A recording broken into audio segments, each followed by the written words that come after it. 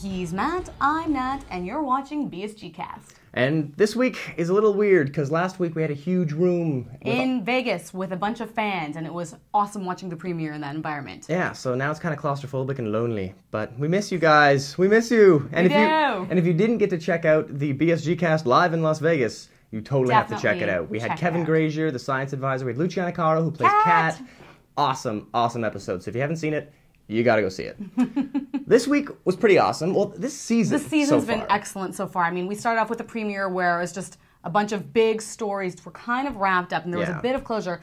And then this past episode was just amazing. Just a bunch of stories of just all kicking off. Yeah. And it's going to be excellent. The cool thing is Ronald D. Moore has said that this season is not about building an audience. Every episode will be about wrapping up stories, will be about pushing the story to its end. It's essentially for us fans. So we're not going to get any Woman Kings this season, which is good to know.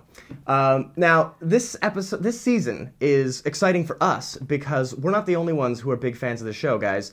The guys at Alienware, which is... These dudes right here, are so excited about the show. They wanted to get involved somehow, and they are giving away t-shirts and a pretty serious set of headphones by the end of this half season. So we're going to be awarding anyone who comes up with our favorite comment on BSGcast.com. Which is going to be hard to decide because all of you guys are just awesome. Amazing, especially the ones that write the novels. I'm amazed with those. So we're going to be giving our favorite comment the title of Fan of the Week and an Alienware t-shirt, and that'll put you in the running for a kick-ass set of headphones. And for a grand prize that's happening later on in the year that we'll let you know about, because Alienware makes giant, awesome gaming computers. And I'm not going to say what the prize is yet, but it's awesome.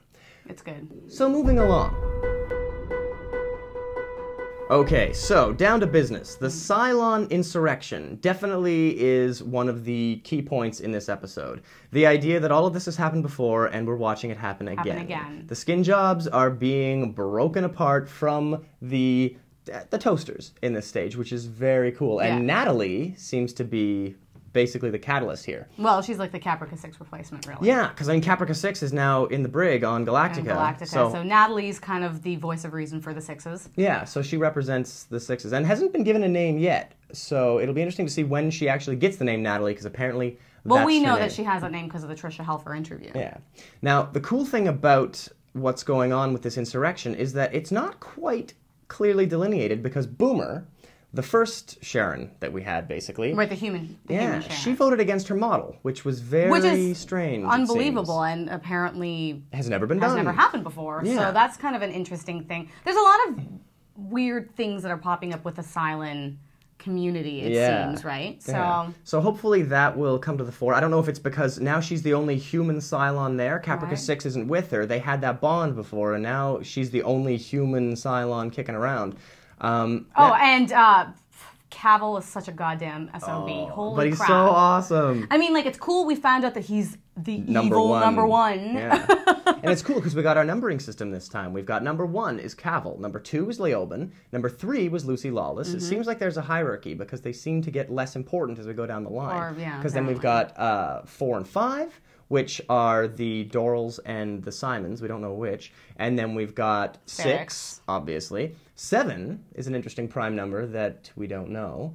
8 is Boomer, Sharon. And then, of course, 9, 10, 11, 12, I'm sure we'll be getting to quite shortly. We probably already know them. So my guess is 7 is the one we don't know. Anyway, some cool things are happening with the Cylons, especially this idea of the Raiders evolving. Yeah, evolving is a funny word for what happened. Cavill and a few of them wanting to essentially lobotomize them and say, you know what, Raiders, you have no right to make any kind of decisions on your own. You have no sentience, essentially. Yeah. So we are going to just lobotomize you. Yeah, and I loved the St. Valentine's Day Massacre style mob hit that 6 wound up taking out on everyone. That was so brutal, so cool to see. But beyond that, I can't believe she made that decision that her and Leoben and Sharon, 8, made the decision to just, what was it, take away the... I really thought she inhibitor. Said... I thought she said phallic, the phallic inhibitor, but I'm pretty sure she said like transophalic, but I just heard the phallic inhibitor. Anyway, the inhibitor from those... from the Centurions. Yeah. And it's just... That's going to be a bad scene. Bad scene. Well, it'll be interesting to see what happens. For sure. Baltar Square. Clearly, this was Matt's favorite part. But yes, you know what? Yes. I thoroughly enjoy this as well. This because scene was two awesome. bumbling British men is better than one.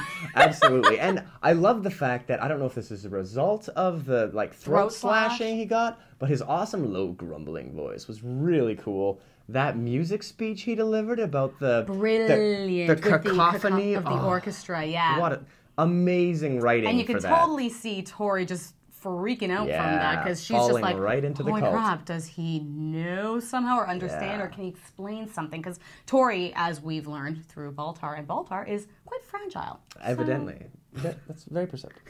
Very observant.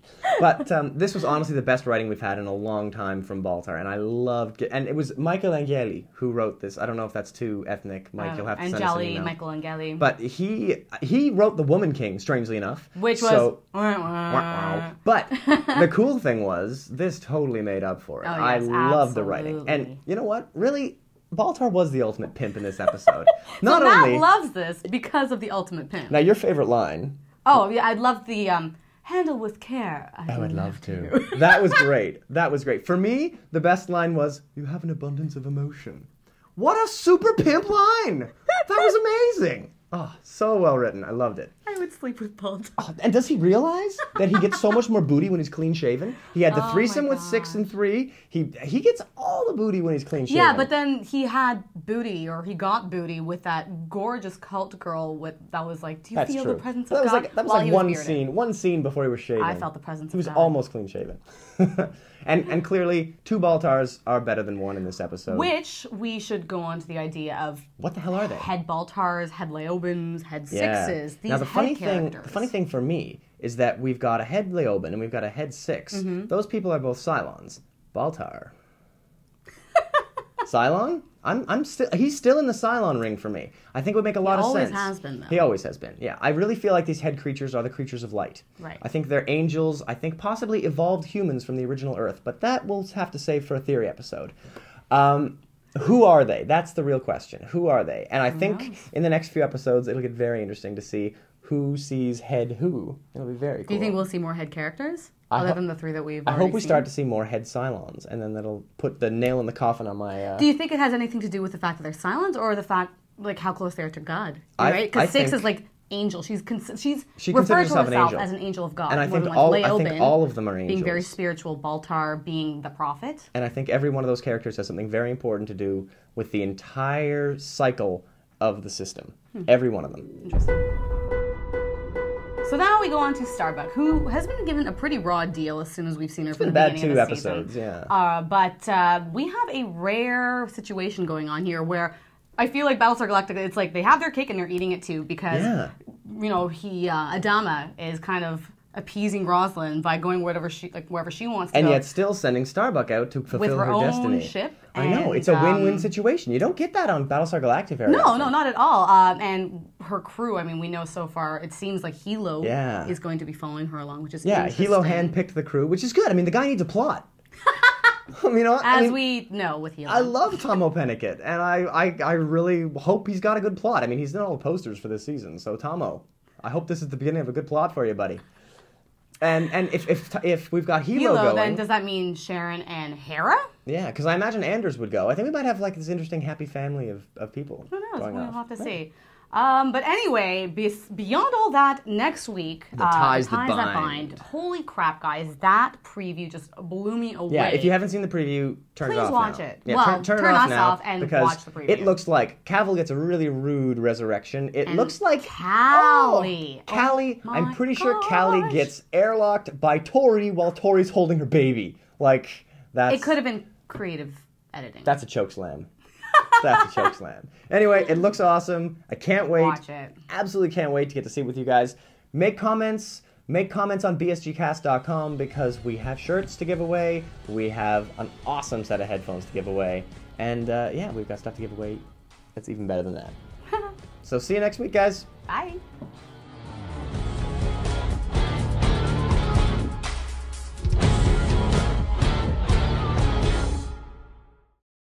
Phallic inhibitor that restricts higher functions in the Centurions?